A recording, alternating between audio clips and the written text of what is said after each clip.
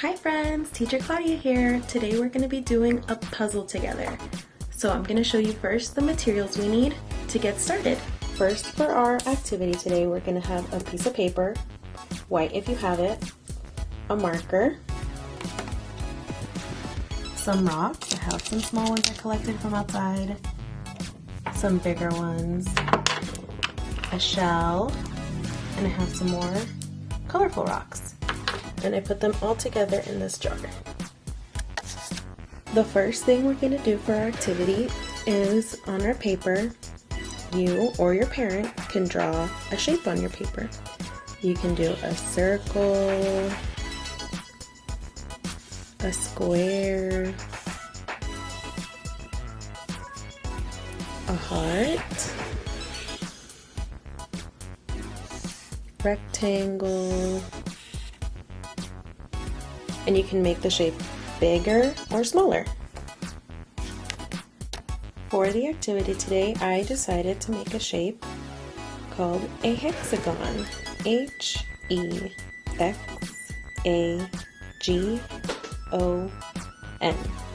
It has 1, 2, 3, 4, 5, 6 sides.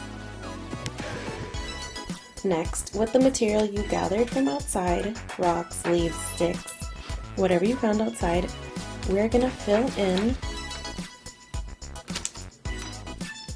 the hexagon or the shape that you made at home.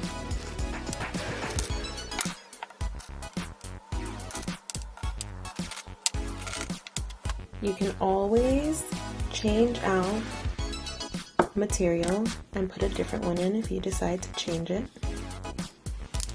Just remember, we have to fill in all of the space. It's like coloring inside the lines, but filling in the space.